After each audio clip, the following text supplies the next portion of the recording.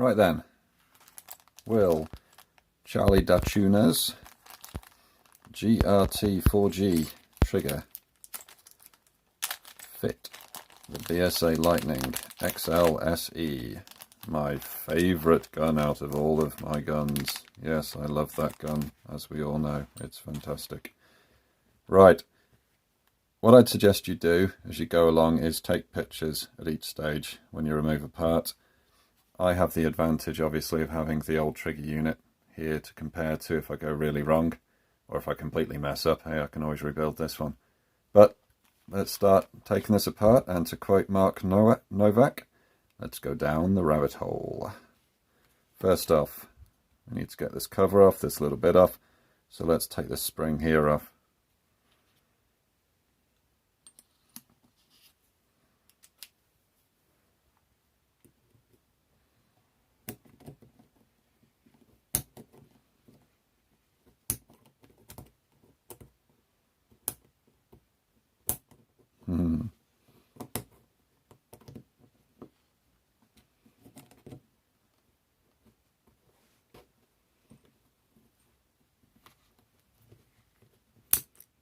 There we go.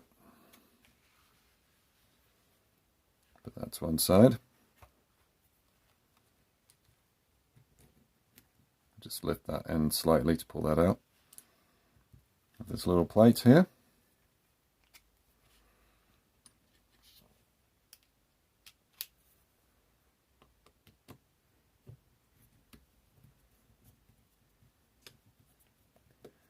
Remove the screws.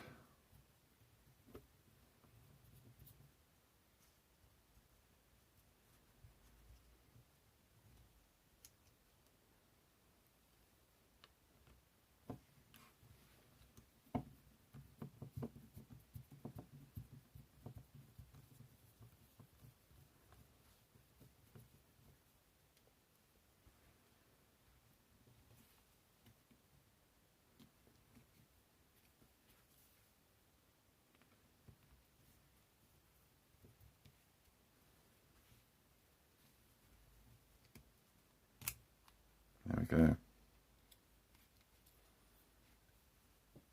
Wow, that's filthy.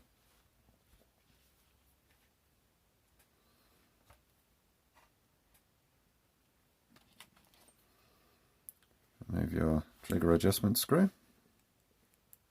In my case, I have this cap head here.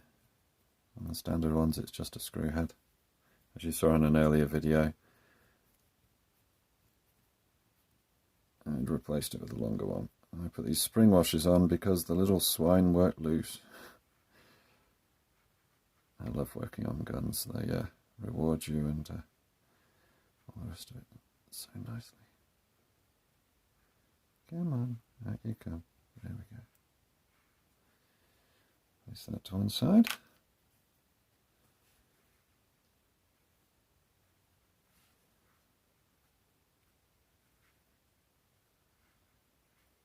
Okay, what are we stuck on?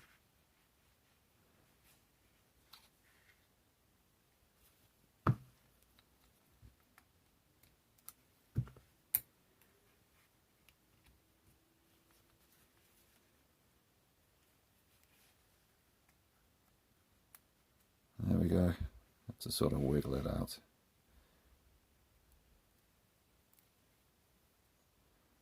Spring there, that little lever there.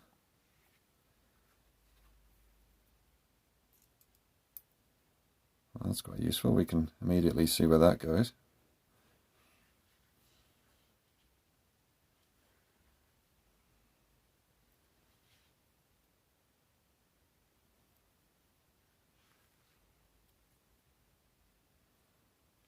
Interestingly, there doesn't actually seem to be anywhere for that spring to go.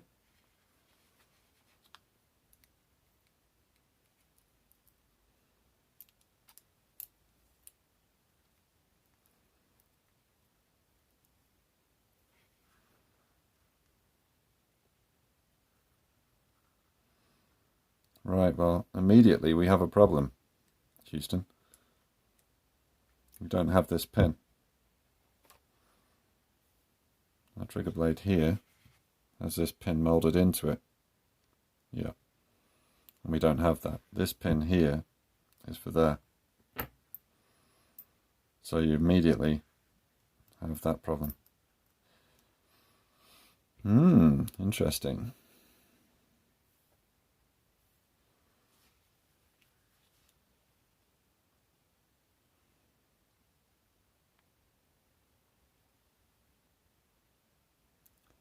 Just wondering whether I can scavenge one off of the other trigger unit. Let's have a look.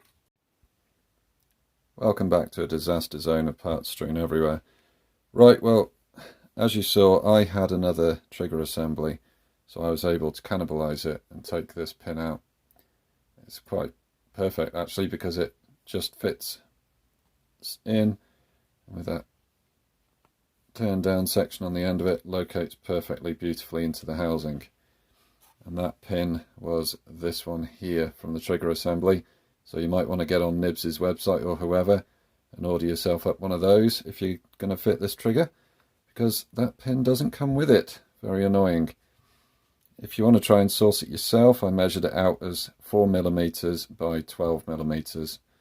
12mm length, 4mm diameter. If you can get the right one, I'd suggest getting the right one. Right then, let's crack on. So now we have the fiddly task of fitting it through the safety. Fitting it onto...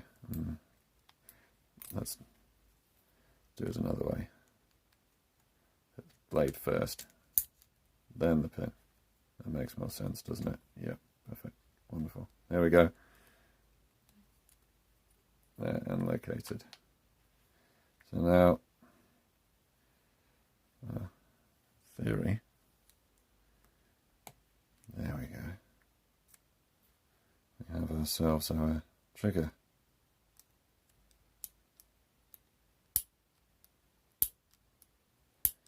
I'm not liking this.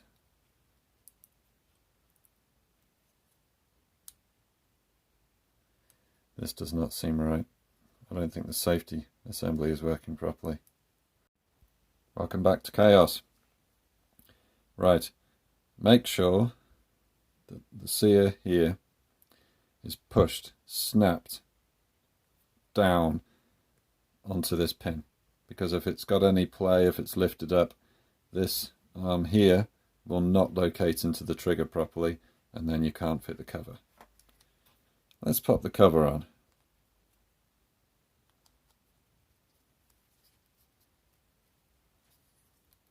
There we go. It's a nice fit now.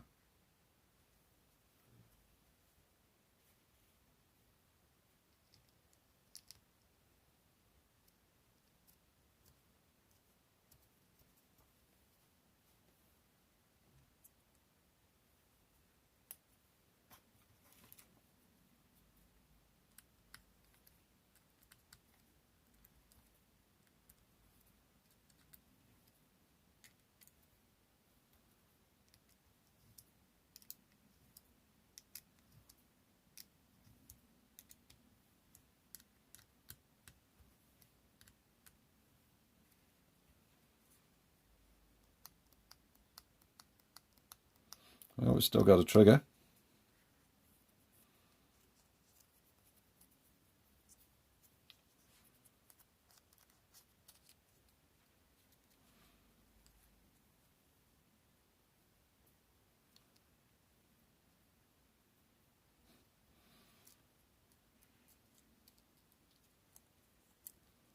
It's one of these magical springs where you just sort of pop it in place and it locks in. There we go. We're done.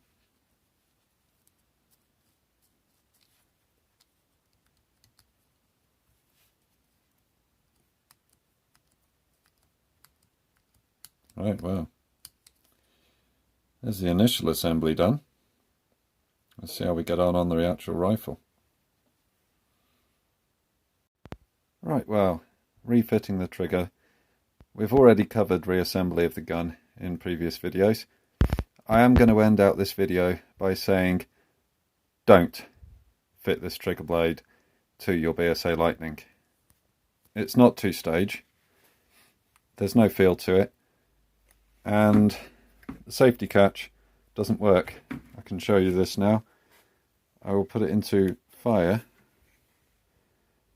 pull the trigger, let's put it into safe, trigger still goes all the way.